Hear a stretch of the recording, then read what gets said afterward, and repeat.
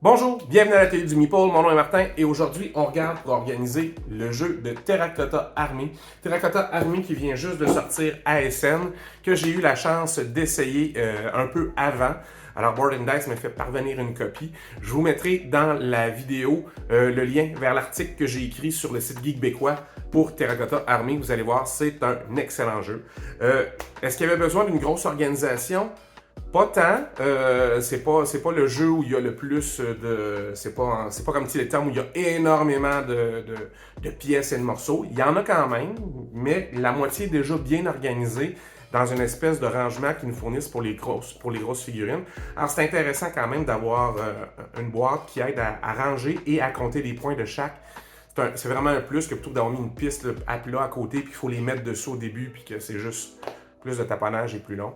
Fait que c'est vraiment un jeu qui, en tout cas, bravo à Board Dice pour la production de celui-là. C'est quand même une petite coche au-dessus qui est bien appréciée au niveau du rangement. Alors, ça s'enligne probablement pour être de l'origami parce que l'espace qui reste à côté de ce rangement-là est assez contingenté. Fait que je vous montre ça, puis on regarde par après les solutions que j'ai trouvées.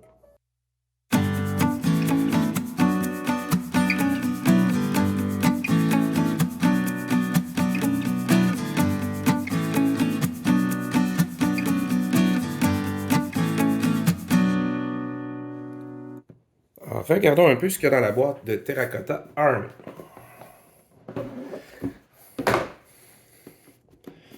Livre de règles, je vous le dis tout de suite, si vous aimez les solos, il y a un solo qui est disponible en ligne. Alors ça peut être intéressant. Euh, Plateau de jeu, avec une superbe roulette qui est sur 3 étages. Et vous avez l'affaire la plus intelligente au monde pour gérer des figurines, c'est-à-dire un espèce de rangement pour les mettre. Et vous avez aussi les points que chaque figurine vont valoir au moment de leur construction. Alors, ils sont tous arrangés comme ça. Ça les protège. Puis la première qu'on construit vaut 8 points. Alors, ils sont de toutes sortes de modèles. C'est sûr que les petites lances, des fois, sont un peu croches. Mais vous savez que moi, j'achète pas des jeux pour les figurines nécessairement. Là. Alors, l'arbalétier, quand même pas mal. Il y a deux types de porteurs voyons, de lances. Là. Alors, celui-là, vous voyez, c'est un petit peu croche aussi la lance. Puis, vous avez le guerrier avec une épée. Alors, ils sont assez jolis, malgré tout. Je n'ai pas l'intention de les peindre de façon individuelle. Je vais peut-être mettre un lavis dessus pour faire ressortir les couleurs, les détails, je verrai. Mais tout ça vient avec la charte de leurs pouvoirs spéciaux quand quand vous les construisez. C'est sur tous les côtés de la boîte. Alors, peu importe comment vous installez le jeu, c'est disponible. Ça vous dit également, pour activer les bonus de quel jeton doit être disponible. Alors, tout ça, ça va. Et vous avez, à côté de ça, des tonnes de sacs. Alors, les petites pièces de monnaie dont il faut enlever le centre, ça, c'est pas facile d'enlever le centre, mais c'est thématique parce que ça ressemble aux pièces chinoises. Vous avez les couleurs de joueurs. Alors, le rouge a été remplacé par du mauve, probablement pour les daltoniens, on imagine bien. Alors, il y en a quand même beaucoup de stock. Je vais probablement faire des petites boîtes individuelles. Vous avez des figurines de prestige, même chose, sont pas peintes, mais il y aurait moyen de mettre un lavis dessus. Et vous avez la ressource de ce jeu qui est le terracotta, alors la terre glaise. Alors, sur un côté, elle est humide. À la fin de chaque round, elle va sécher. Alors, c'est fait comme ça. Et vous avez les petits jetons qui sont pour les points de fin de manche, les superviseurs et un minuscule. Les superviseurs, ce sont les petites colonnes rouges qui vont se promener sur le jeu. Et vous avez un minuscule jeton pour indiquer à quelle manche on est rendu. Sérieux, ça, c'est pas l'idée du siècle. Oui, il y a la forme qu'on retrouve sur le jeu. Juste ici. Pour vous dire qu'on est voyons, au round 1, 2, 3. Mais sérieux, c'est minuscule. Ça, c'est le genre d'affaires qu'on peut perdre facilement. Alors, il faut vraiment faire attention. Je pense quand on design des jeux, de penser à ce genre de détails.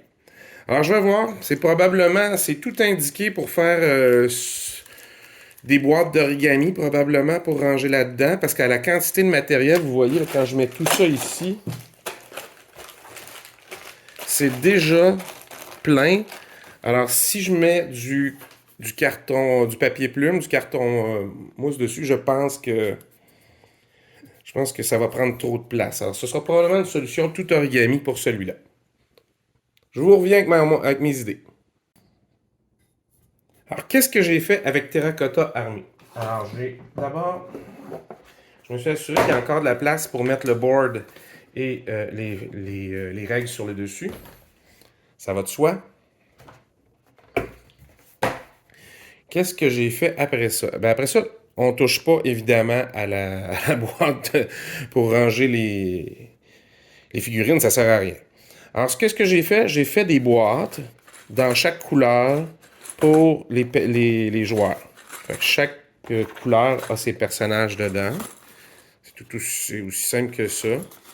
En prenant soin à chaque fois, quand on fait de l'origami, puis que vous faites du sur-mesure, ben, vous pouvez aisément laisser le couvercle. La boîte a 3 cm de haut, le couvercle en a 2,5 juste pour faciliter la manipulation comme ça. J'ai fait 2 boîtes noires pour entrer les figurines spéciales.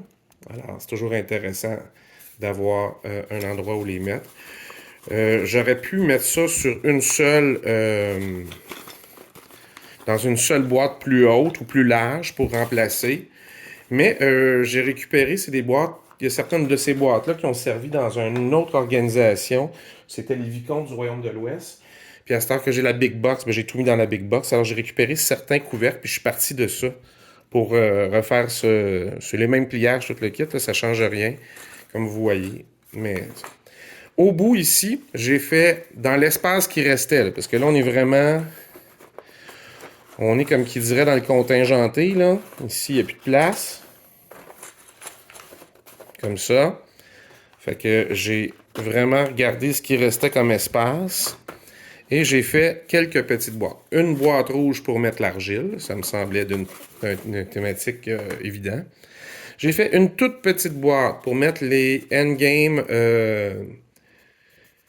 pas les endgame, les fins de round, les scoring de fin de round, les petits jetons ronds, les petits superviseurs et le micro-jeton de round.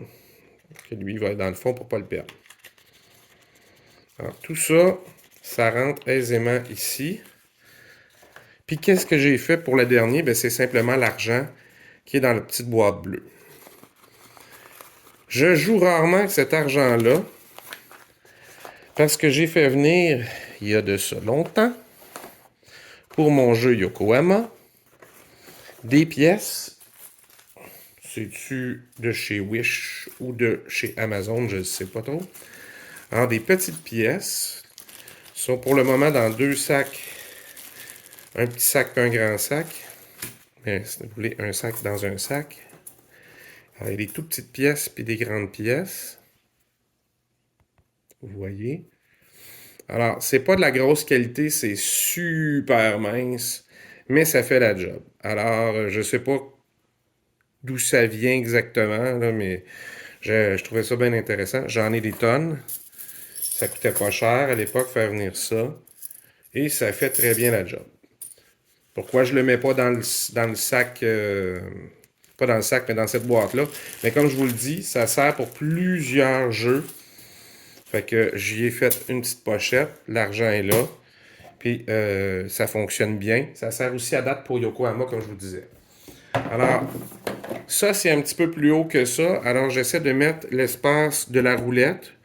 Il y a un plus grand espace ici que là. Fait que je renverse la roulette pour qu'elle soit le plus possible de ce côté-là, pour moins endommager mes boîtes. On met le livre de règles et on referme le tout. Et vous avez quelque chose qui rentre super bien, qui ne bougera pas. Vous ne chercherez pas vos jetons. Alors c'est ça, Terracotta Army. Alors je suis assez content de ce qu'on a pu faire pour Terracotta Army. C'est simple, c'est sûr que c'est de l'origami, vous avez besoin juste de papier, puis si vous aviez juste du papier blanc, vous pourriez faire des boîtes en papier blanc, puis les identifier dessus avec un petit dessin, un point pour la couleur. Ça pourrait être bien plus simple que ça, mais là évidemment c'est du papier de construction pour les enfants, c'est encore assez facile à trouver. Alors j'espère que vous avez apprécié, vous avez vu, c'est des boîtes, on maximise l'espace qu'on peut utiliser à côté de la boîte de rangement, on se laisse l'espace pour le plateau de jeu sur le dessus, et voilà, c'est fini, on n'en parle plus. Alors, j'ai déjà testé ce rangement-là quelques fois avec des amis, et ça fonctionne très bien. Et vous avez vu, quand on a les vraies pièces de monnaie, ben ceux-là, comme elles ne sont pas dédiées, c'est des petits sacs comme ça en velours, vous allez trouver ça dans presque tous les magasins de société ou de RPG. C'est assez commun. Sinon, ça s'achète, on en trouve des comme ça, des fois dans les magasins de hobby, Dollarama ou ces choses-là. Alors, ça se trouve toujours assez facilement. Alors, j'espère que vous avez apprécié. N'hésitez pas, laissez un commentaire si vous avez déjà essayé le jeu ou si vous êtes intéressé par ce jeu-là. Je serais bien curieux de voir là, les nouvelles sorties comme ça, à quel point ça vous intéresse de savoir. Le jeu est excellent. J'adore celui-là. Il demande beaucoup de réflexion. Dites-moi ce que vous en pensez. N'oubliez pas, si vous voulez savoir quand la prochaine vidéo va apparaître, vous vous abonnez, vous activez la petite cloche et vous saurez immédiatement. Nous, on se revoit la prochaine fois. En attendant, amusez-vous.